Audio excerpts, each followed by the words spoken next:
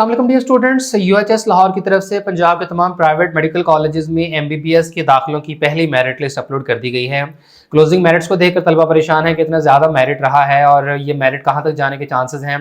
तो इस वीडियो में आपके साथ इस प्राइवेट मेडिकल कॉलेजेस की जो मेरिट लिस्ट लगी है प्लस इसके क्लोजिंग मेरिट्स का मुकम्मल एनालिसिस शेयर कर देते हैं। और university of health sciences Lahore के ऑफिशियल वेबसाइट पर आएँ तो यहाँ आपको ये लिंक मिलेगा जो कि है first college wise selection list for admission to private sector medical colleges of Punjab. और इसे ओपन करें तो यहाँ तमाम जो कॉलेजेस हैं इन्हें अल्फ़ाबेटिकली अरेंज किया गया है। तमाम कॉलेजेस की open merit MBBS plus overseas MBBS category की अलग अलग मेरिट लिस्टें अपलोड की गई हैं। अब जिन कॉलेजेस की ओवरसीज एमबीबीएस की मेरिट लिस्ट अपलोड नहीं हुई इट मीन्स कि वहाँ पर किसी भी स्टूडेंट ने ओवरसीज कैटेगरी के लिए एमबीबीएस के प्रोग्राम में अप्लाई ही नहीं किया था। और बाकी के कॉलेजेस में भी बहुत लिमिटेड से स्टूडेंट्स ने अप्लाई किया होगा, क्योंकि जब इसकी प्रोविजनल मेरिट लिस्ट लगी थी तो पता चला था कि कोई 80-85 के करीब तलबा हैं जिन्होंने ओवरसीज के कैटेगरी के लिए ओवरऑल अप्लाई किया हुआ है, जबकि ओपन मेरिट की कैटेगरी में अप्लाई करने वाले कैंडिडेट्स की तादाद 8000 से भी ज़्यादा थी। और यहाँ आप देख सकते हैं कि टोटल 32 प्राइवेट सेक्टर के मेडिकल कॉलेजेस हैं पंजाब में, और वतीम मेडिकल कॉलेज रावलपिंडी को भी बाद में इस लिस्ट में शामिल कर लिया गया था। और इन 32 प्राइवेट मेडिकल कॉलेजेस में एमबीबीएस के प्रोग्राम की टोटल 4000 सीटें बनती हैं। इसके साथ ही यहाँ इंपॉर्टेंट नोटिफिकेशन भी दिया गया है, और इस नोटिफिकेशन में बताया गया है कि यूएचएस की तरफ से प्राइवेट मेडिकल कॉलेजेस की पहली मेरिट लिस्ट अपलोड कर दी गई है। और जितने भी तलबा जो मेरिट लिस्ट में सिलेक्ट हुए हैं तो अब अगर इन्होंने अपना एडमिशन सिक्योर करना है तो 11 फरवरी 2025 की शाम 5 बजे तक आपके पास वक्त मौजूद है कि आपका जिस भी मेडिकल कॉलेज में दाखिला हुआ है उस कॉलेज में आपने विजिट करना है और उस कॉलेज की मुतल्लिका फीस भी आपने जमा करवानी है। फिर इसके अलावा स्टूडेंट्स ने एक written joining report plus consent form भी अपलोड करना है जो कि यूएचएस पोर्टल के ऊपर अवेलेबल है। और ज्वाइनिंग रिपोर्ट तो ये है कि आप उस कॉलेज में ज्वाइनिंग दे रहे हैं, उसमें एडमिशन सिक्योर कर रहे हैं, जबकि कंसेंट फॉर्म में आपने डिसाइड करना है कि क्या आप उसी कॉलेज के अंदर ही रहना चाहते हैं, यानी आपने अपनी उस सीट को रिटेन करना है, या कि आप चाहते हैं कि जो अगली मेरिट लिस्ट लगे तो उसमें आपकी अपग्रेडेशन हो। और ये स्टूडेंट्स के लिए एक बड़ी ज़बरदस्त फैसिलिटी है, बिकॉज समटाइम्स ऐसा होता है कि आपका किसी ऐसे कॉलेज में दाखिला हो गया होता है जहां पर आप सेटिस्फाइड होते हैं, आप कहते हैं कि ठीक है बस मेरा इसी कॉलेज में ही दाखिला आ गया तो मैंने इधर ही पढ़ना है। लेकिन जो अपग्रेडेशन की पॉलिसी है उसके मुताबिक जब अगली लिस्ट लगती है और आपकी अपग्रेडेशन होने के बाद किसी दूसरे कॉलेज में नाम आ जाता है तो फिर लाजमी तौर पर आपको उस कॉलेज में जाना पड़ता है। तो अब ये स्टूडेंट टू स्टूडेंट वेरी करता है कि आपने अपनी अपग्रेडेशन करवानी है या जिस कॉलेज में आपका नाम आ गया है आपने वहीं पर रहना है। तो इस सिलसिले में कंसेंट फॉर्म है जो कि आपने फिल कर देना है और उसमें आपने डिसाइड करना है, बता देना है कि भाई जिस कॉलेज में आपका दाखिला हुआ है आप उधर ही रहना चाहते हैं या कि आपने अपनी अपग्रेडेशन वाली ऑप्शन अभी खुली रखनी है। और ऐसे केस में जब अपग्रेडेशन होती है, अब नेक्स्ट जो दूसरी मेरिट लिस्ट में आपका किसी और कॉलेज में नाम आता है तो फिर आपको दूसरे कॉलेज में मूव करना पड़ता है। फिर उसी तरीके से आप वहाँ पर ज्वाइनिंग देते हैं, विजिट करते हैं और आपकी जो फीस है वो भी ट्रांसफ़र हो जाती है। और बाकी जो फीस का डिफरेंस होता है तो वो अकॉर्डिंगली मैनेज करना होता है। अगर दूसरे कॉलेज की फ़ीस ज़्यादा है तो जो इजाफी फ़ीस है वो आपको अदा करनी होगी, और अगर दूसरे कॉलेज में जहां आपकी अपग्रेडेशन हुई है वहां फीस कम है तो आपकी जो इजाफी फीस है वो आपको रिटर्न कर दी जाएगी। और जब आप मुतल्लिका कॉलेज में ज्वाइनिंग रिपोर्ट और कंसेंट फॉर्म जमा करवा देंगे और उस कॉलेज के प्रिंसिपल या फोकल पर्सन की तरफ से साइन और स्टैंप हो चुका होगा तो फिर आपने उसकी एक क्लियर पिक्चर लेनी है और वो वाला फॉर्म आपने अपने एप्लीकेशन पोर्टल के ऊपर अपलोड कर देना है, और साथ में आपने प्रूफ ऑफ फी पेमेंट भी अपलोड करना है। यूएचएस का जो एप्लीकेशन पोर्टल था तो वहां पर आपने ये दोनों डॉक्यूमेंट्स अपलोड करने हैं। फिर इसके बाद बात कर लेते हैं तमाम प्राइवेट मेडिकल कॉलेजेस की क्लोजिंग मेरिट्स की। तो जिस तरह एक्सपेक्ट किया जा रहा था, शरीफ मेडिकल कॉलेज का मेरिट सबसे ज़्यादा रहा है, और उसकी रीज़न ये है कि एक तो ये कॉलेज भी अच्छा है, दूसरा इन्होंने अपनी फ़ीस काफ़ी मुनासिब रखी है as compare to other private medical colleges of Lahore. और दूसरे नंबर पर अल अलीम मेडिकल कॉलेज है, और सबसे आखिर पर वही वाले कॉलेजेस जिनका हम अक्सर एक्सपेक्ट कर रहे होते हैं कि जो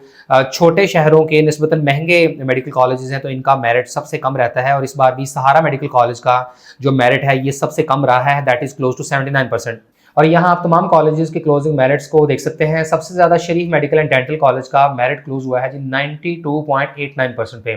इसके बाद अल अलीम मेडिकल कॉलेज का है 92.64%, शालामार का 90.22%, एफएमएच का 89.99%, कॉन्टिनेंटल का 89.18%, और इसके बाद है Lahore medical and dental college का 88.74%, रहबर मेडिकल कॉलेज का है 87.71, Akhtar Saeed medical and dental college Lahore का 87.33%, अख्तर सईद मेडिकल कॉलेज रावलपिंडी का 86.63, राशिद लतीफ़ मेडिकल कॉलेज का 85.94, सियालकोट मेडिकल कॉलेज सियालकोट का 85.4% है, अजीज़ फातिमा मेडिकल कॉलेज फैसलाबाद का 84.9%, इसके बाद मुल्तान मेडिकल कॉलेज का 84.38% है, सेंट्रल पाक मेडिकल कॉलेज लाहौर का है 84.26%, वतीम मेडिकल कॉलेज का 83.81,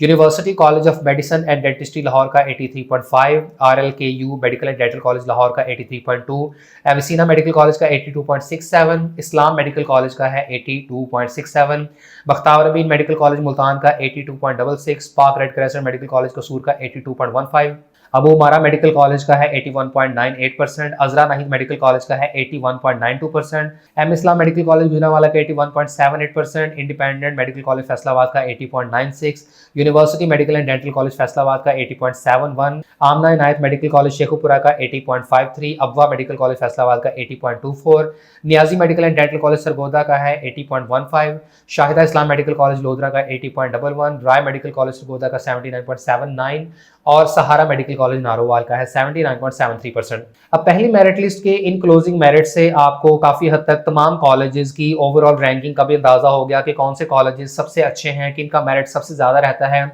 कौन से कॉलेजेस म्यारी हैं और किन की फीस कम होती है। प्लस ये कि कौन से कॉलेजेस बिल्कुल लास्ट पे आते हैं इन टर्म्स ऑफ प्रेफरेंस, और ये जैसे कि मैंने बताया कि ऐसे कॉलेजेस हैं जो निस्बतन छोटे शहरों में हैं, प्लस इनकी फ़ीसें काफ़ी ज़्यादा हैं जिस वजह से तलबा इन्हें तरजीह नहीं देते हैं और इन्हें अपनी प्रेफरेंस में भी सबसे लास्ट पे रखा जाता है। अब इसके बाद क्लोजिंग मेरिट्स का अगर एनालिसिस करें तो जाहिर सी बात है कि जिस तरह UHS का एंट्री टेस्ट काफ़ी आसान आया था और ओवरऑल इस साल सरकारी मेडिकल कॉलेजेस के क्लोजिंग मेरिट्स में भी खातरखा इजाफा देखने को मिला, 94% से भी ज़्यादा पे मेरिट क्लोज हुआ है पंजाब के सरकारी मेडिकल कॉलेजेस का, तो इसका impact obviously private medical colleges के ऊपर भी पड़ना था और ऐसा ही हुआ कि पंजाब के जो टॉप के प्राइवेट मेडिकल कॉलेजेस हैं तो इनका मेरिट इवन 92% से भी ऊपर अभी क्लोज हुआ है पहली मेरिट लिस्ट में। लेकिन जाहिर सी बात है कि फर्दर भी मेरिट लिस्टें लगेंगी, मेरिट काफ़ी हद तक ड्रॉप भी होगा और अगर हम मिनिमम क्लोजिंग मेरिट्स देखें जो कि अभी तक तो ये 79.7% पे है लेकिन ये मजीद भी कम होगा, बिकॉज प्राइवेट मेडिकल कॉलेजेस के केस में अक्सर ये देखा गया है कि तमाम के तमाम स्टूडेंट्स तो फीस जमा नहीं करवाते। जिस तरह के सरकारी मेडिकल कॉलेजेस में सिलेक्ट होने वाली अक्सरियत जो तलबा है तो वो फीस जमा करवाकर अपनी सीट सिक्योर कर लेते हैं, प्राइवेट कॉलेजेस में ऐसा नहीं होता है, बिकॉज बहुत सारे स्टूडेंट्स का जब मेरिट लिस्ट में नाम आ जाता है तो सडनली उनका माइंड चेंज हो जाता है कि भाई हम रिपीट कर लेते हैं या हम कोई और ऑप्शन अवेल कर लेते हैं। दूसरा ये कि आपके डिजायर्ड मेडिकल कॉलेज में अभी आपका नाम नहीं आया हुआ होता और आप जो है वो वेट कर रहे होते हैं और जिस कॉलेज में आपका मेरिट बन रहा होता है उधर आप जाना नहीं चाह रहे होते, तो बहुत सारी सिचुएशंस इस तरह की होती हैं। लेकिन एक बात ज़हन में रखिएगा कि अगर आपने अपग्रेडेशन करवानी है और आप चाहते हैं कि आपका नाम दूसरी मेरिट लिस्ट में आए तो ऐसे केस में आपको हर सूरत में फीस जमा करवानी होगी। अगर आप फीस जमा नहीं करवाते तो आपका नाम जो है वो मेरिट लिस्ट में से निकाल दिया जाएगा और सेकंड मेरिट लिस्ट में आपकी अपग्रेडेशन नहीं होगी। अपग्रेडेशन के लिए आपको फीस लाजमी तौर पर जमा करवानी है। तो प्राइवेट मेडिकल कॉलेजेस में मुख्तलिफ वजूहात की बुनियाद पर स्टूडेंट्स फीस जमा नहीं करवाते और काफ़ी ज़्यादा तादाद में तलबा के नाम फिर आते हैं सेकंड मेरिट लिस्ट में, फिर उसके बाद थर्ड मेरिट लिस्ट, और अगर टाइम हो तो ऑब्वियसली ये फिर एक सीरीज़ होती है, काफ़ी ज़्यादा मेरिट लिस्टें लगती रहती हैं और इवेंचुअली जो ये मेरिट है तो ये इंशाल्लाह काफ़ी नीचे आएगा। मैं अगर अंदाज़ा लगाऊँ तो 75% या 74% तक भी मेरिट जाने के चांसेस हैं या मे भी इससे भी कम चले जाए, क्योंकि एग्जैक्ट एस्टिमेट लगाना तो मुश्किल है, लेकिन मैं मोटा मोटा एस्टिमेट आपके साथ बता रहा हूँ। लेकिन ये सिर्फ जो लास्ट में आने वाले कॉलेजेस हैं इन्हीं के मेरिट्स इतना नीचे आएंगे। जो टॉप वाले कॉलेजेस हैं जैसे कि लाहौर वाले मेन स्ट्रीम मेडिकल कॉलेजेस, जिनके मेरिट्स इस वक्त 90% की रेंज में हैं, तो इनके मेरिट्स इतने नीचे नहीं आएंगे। ठीक है, ये 2-4% तो ड्रॉप हो सकता है मेरिट इनका फर्दर मेरिट लिस्टों में, लेकिन बहुत ज़्यादा नीचे नहीं मेरिट आने वाला। और जो 75% से बिलो एग्रीगेट वाले बच्चे हैं तो ये सिर्फ लास्ट वाले जो 4-5 कॉलेजेस हैं इन्हीं में ही तवक्को रख सकते हैं कि इनका नाम आएगा। अदरवाइज जो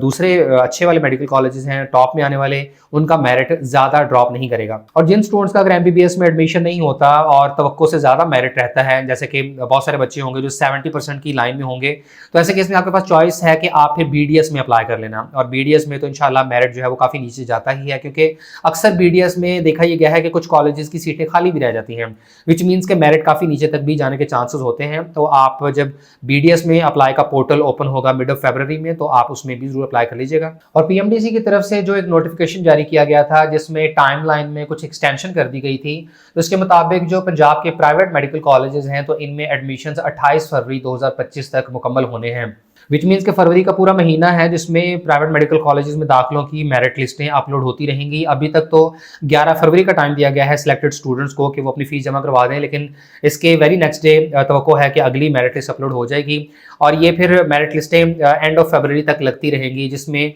हर गुजरती हुई मेरिट लिस्ट के साथ मेरिट मजीद ड्रॉप करता जाएगा। बाकी प्राइवेट मेडिकल कॉलेजेस में दाखिलों के हवाले से जैसे कोई फर्दर अपडेट सामने आती है या अगली मेरिट लिस्टें लगती हैं तो उनसे मुताल्लिक भी डिटेल्ड एनालिसिस फर्दर वीडियोज़ में आपके साथ शेयर कर देंगे।